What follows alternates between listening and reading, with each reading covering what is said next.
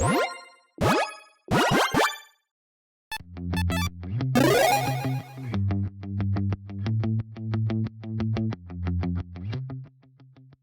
Unfinity spoiler season keeps moving forward, and yesterday, if you didn't see it at the very end of the day, I made an episode on Phone a Friend, and yeah, that is quite the amazing card, so make sure you check that episode out at some point. But speaking of amazing cards, well, don't leave this episode just yet, because on this episode, I'm going to be analyzing a card and asking the question, and hopefully answering it, should this be legal? So now with all that said, let's jump into it.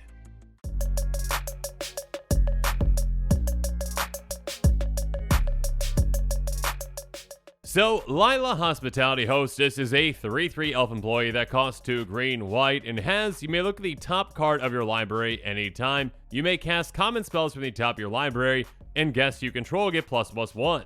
Now, there is one other thing on this card that is incredibly notable, and well, that is that yes, there is an acorn symbol on the bottom middle of this card. So, technically, this card, again, is meant specifically for the unset, not for eternal formats. Now, the reason because of that, obviously, is that middle line, again, you may cast common spells from the top of your library. To my knowledge, we really haven't had any cards that are actually legal in, eternal formats that mention the rarity of cards. That being said, I personally don't find this card to be problematic at all, and if I had it my way, this commander would not have that acorn symbol on it. And I do have some examples to back this up. Now, when it comes to what this commander does, I do think it can be a pretty exciting commander in a very cool kind of deck built around it. Again, basically a pauper commander, but I mean, okay, not pauper commander rules, obviously, this is a mythic rare. But basically, yeah, bringing a pauper commander into, actual commander. So you yourself are probably building your entire deck around that restriction, but your opponents don't have to, the commons only restriction. And yeah, this decently low to the ground commander, again at 4 mana, not too expensive right there, can provide you a ton of value throughout the game if you build your entire deck, again, to have common spells in it. I mean, a good percentage of the time, you're going to be able to cast things off the top of your library. I mean, the top of your library is just basically an extension of your hand then. And assuming you're running 36, 37 lands, that means that the rest of your deck, 62 cards or so, are going to be those common cards. So yeah, chances are pretty high that you can cast the top of your library.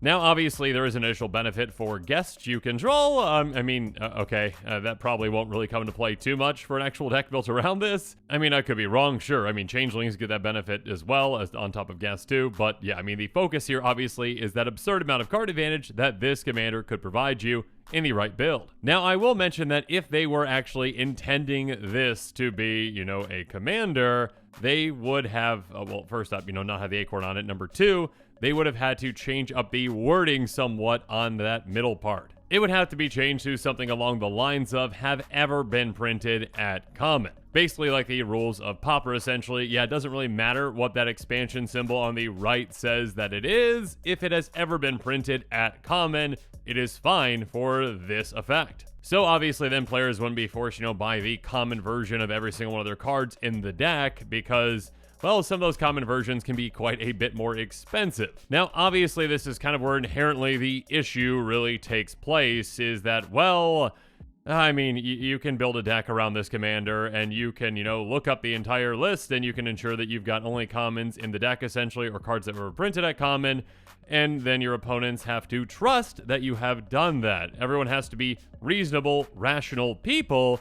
And the question is, can that be the assumption if you just sit at a random, table playing Magic with people you've never met before, that everyone can be reasonable and rational? I'd like to think so, but probably the reason why this one was given the acorn treatment. The way that I'm seeing this is that Wizards probably doesn't trust that players could actually handle it. And in some circumstances, yeah, they might be right. But I think the vast majority of players out there are reasonable and rational and would be completely fine with you playing with this commander. So again, even just with this commander printed as it is, again, don't make the assumption that you can just pull out this deck and say, hey, I'm playing this. Ask, your playgroup or those at your LGS ahead of time. But I think the vast majority of players out there, again, are reasonable and rational and are completely fine with you playing this deck with this commander. Now, is this far too complex? And oh no, commons, oh that card has an uncommon symbol on it though. Oh no, is that actually a common? Can I trust you? We actually have some very similar kind of cards to this one, or at least kind of in practice,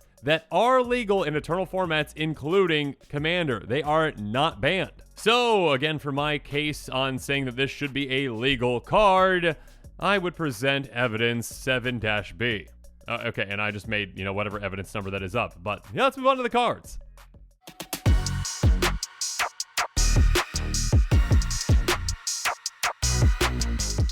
So let me present to the jury, which is all of you, City in a Bottle, Apocalypse Chime, and Golgothian Silex. These 3 cards are all legal in Eternal formats, including Commander. But based on the treatment of Lily, perhaps they should not be. Or, again, maybe Lily should have been treated with the same treatment. Now, these are very old cards, so I'm gonna read the Oracle text. City in a Bottle says, whenever one or more other non-token permanents with a name originally printed in the Arabian Nights expansion or on the battlefield, their controllers sacrifice them. Players can't cast spells or play lands with a name originally printed in the Arabian Nights expansion. Let's read the next one. Apocalypse Chime. Pay 2, tap, sacrifice, destroy all non-token permanents with a name originally printed in the Homelands expansion.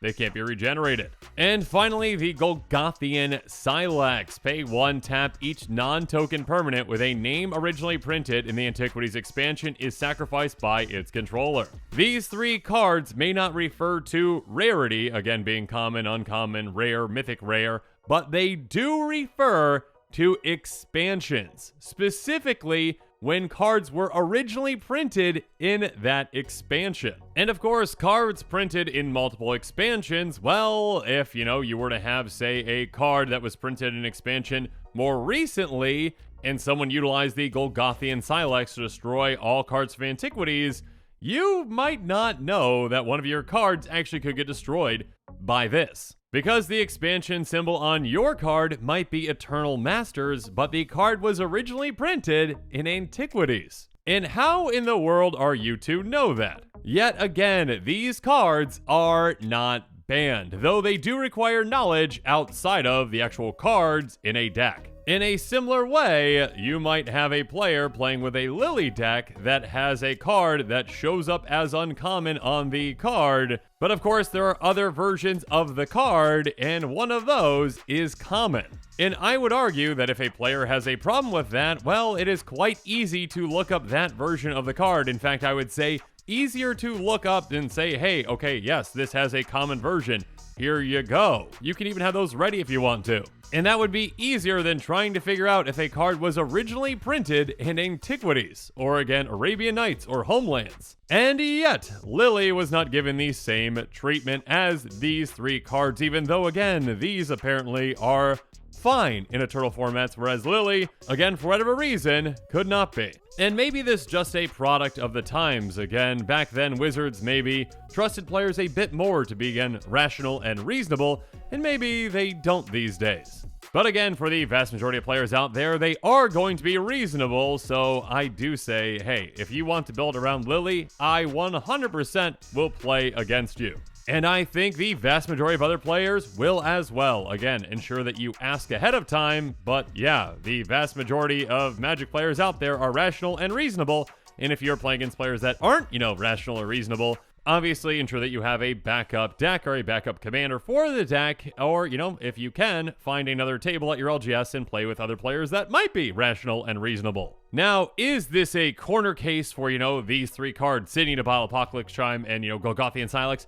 Yes, absolutely it is, but they do exist in Eternal formats. They are not banned in, a format like Commander, and there are a good amount of cards that really do see play that these can affect and that you probably would not know are originally from these expansion sets.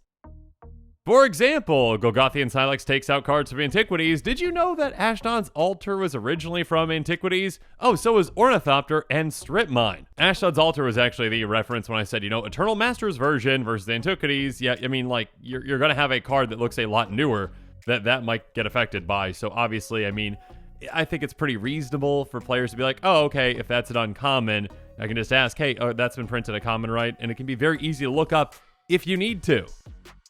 Or how about the Urza lands? I mean, Urza's Mine, Urza's Power Plant, Urza's Tower, all originally from Antiquities. And obviously they've been printed a lot. So yeah, you could have any number of versions of them that are not those that then do get still affected by, the Golgothian Silex.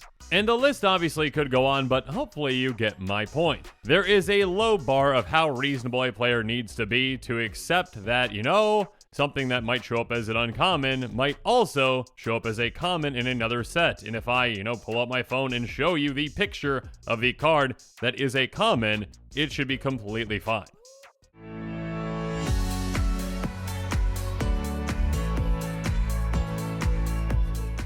For example, instead of paying, $47 or whatever it is for the common version of 3 visits, which does see play in a good amount of decks out there. I mean, obviously, go get a forest, get it into play, shuffle your library afterwards. It could see play in this deck as well, built around Lily.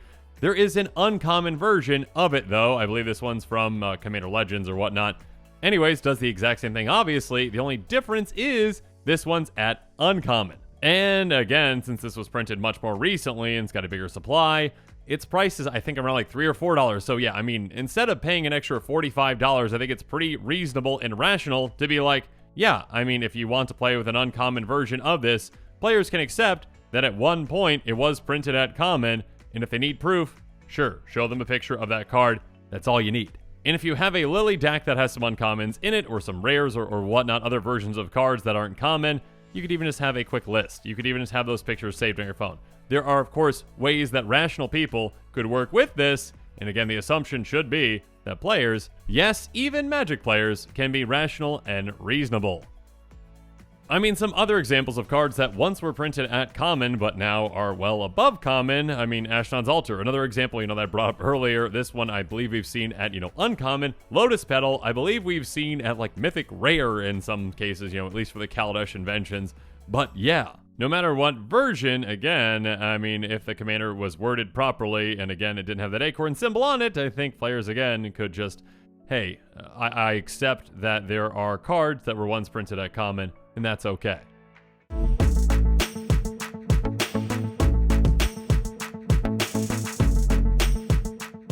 Okay, off my soapbox, at least for now, but yeah, if you were to build around this commander, yeah, milling yourself can actually be a very effective strategy with cards like Ghoulcaller's Belt, Shriekhorn, and Grapple with the Past. Again, each of these are commons, and yeah, the other cards I'm going to bring up are going to be commons also, obviously, but yeah, milling yourself can be a very effective strategy because you know what the top card of your library is. If that's a card that you don't want, then just get rid of it. Or if it's a card, again, that you can't cast, maybe again it's a land and you don't want a land on top, mill it away. Ghoulcaller's Bell has tap. Each player puts the top card of the library into their graveyard, so yeah, everyone mills one. Again, you might be able to mill off that land off the top of your library, and then you actually have a card on top that you can cast for some additional card advantage. Or how about Shriekhorn, another repeatable mill effect. This one is limited. When it enters the battlefield, it comes in with 3 charge counters on it. Tap, remove a charge counter from it. Target player mills 2. So again, 3 more opportunities to essentially get a card that you'd rather have on top. Or how about Grapple the Past, mill 3, then you may return a creature or land card from your graveyard to your hand. So again, get whatever off the top that you don't want, potentially get something better on top, and also get some value back out of your graveyard.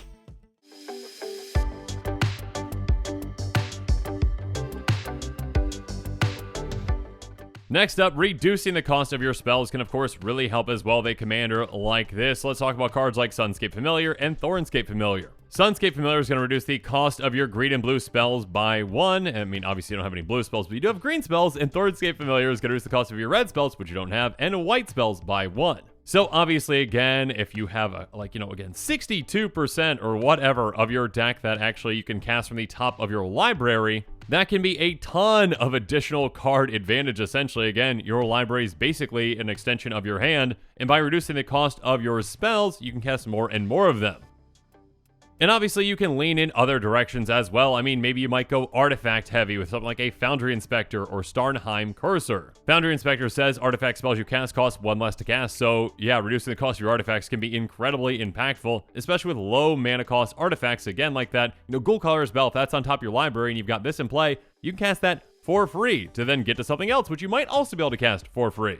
And then Starnheim Chorister is somewhat similar. Artifact and enchantment spells you cast cost 1 less to cast. So obviously this can help with artifacts and enchantments, but yeah, reducing the cost of your spells can of course be very effective when you've got access to the top of your library for, again, basically every single one of your spells.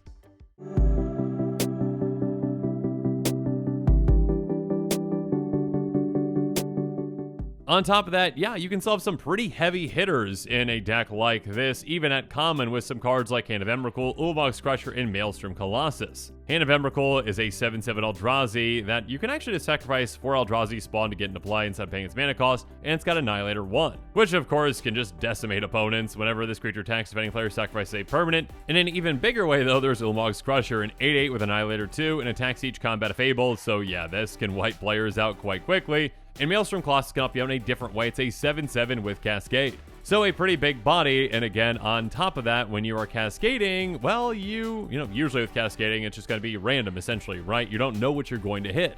But with this commander, you always will know what's on top of your library, and because of that, if something is on there that costs, you know, less than 8 mana that you actually want to cast for free with this, go for it.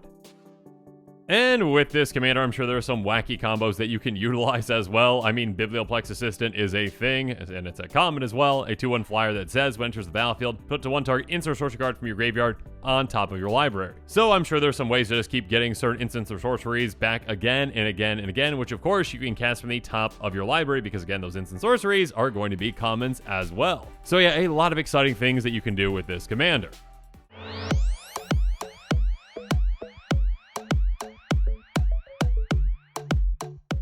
But now, as this episode is coming to a close, it's time for me to give you my final thoughts on Lila Hospitality Hostess. Now, I do understand why Wizards made this an Acorn card and worded it the way that they worded it. With Unfinity, I mean, again, if you're playing this as a draft set or whatnot, or just playing, you know, just with Unfinity cards, you may cast commons from the top of your library. Makes perfect sense. I mean, the cards in Unfinity that are marked as common are going to be just commons. But again, in allowing other sets into the mix, you would have to say again, you may cast cards that have ever been printed at common from the top of your library, or something like that. I understand that there's some additional complexity to that, and again, that is assuming that players are rational and reasonable and will be okay with playing against, you know, a commander like this, where the player might actually have some uncommons or rares in the deck that have actually been printed at common before. They'd have to be okay with that and understand that, yeah, I mean, there are already legal commander cards out there like City in a Bottle, Apocalypse Chime, and Golgothian Silex that refer to original printings and expansions, which again, I would argue is going to be harder to, you know what those cards are versus like, oh yeah, I mean, Ashnod's Altar, you know, okay, being printed at common, sure, I can accept that. I can see a picture of that. That is easy to look up.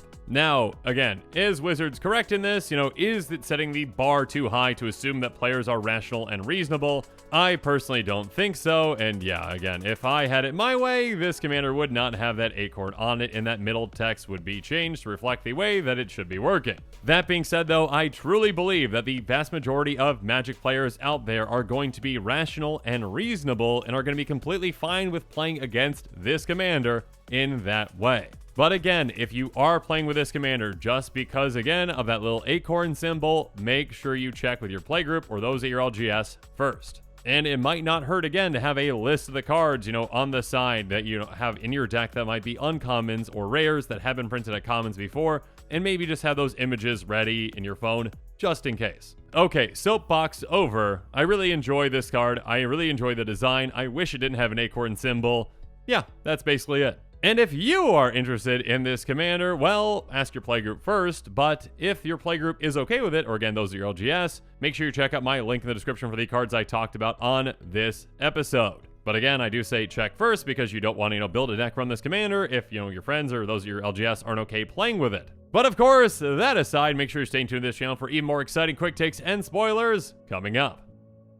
And with that, the show is coming to a close, so it's my turn to hear from you. So in the comments below, let me know what your thoughts on this episode are, and as always, thank you again, and have a good one. This show and episodes like this one are possible thanks to viewers like you. If you're looking for an easy way to help support this show, make sure that you like, share, and subscribe. Also, hit that bell notification icon so you don't miss any new episodes. You can also go check out our playmats and other merchandise at thecommandersquarters.com. We also have a ton of brand new t-shirt designs in stock, so make sure you check out those as well. Another easy way to support this show is with our TCG player affiliate links. So whether you're buying a deck or individual cards, you can use this general link right here or one in the description. And the final way that you can support this show is by supporting us directly by becoming a patron. There are many benefits to being a patron, and I truly couldn't do this without all of their support.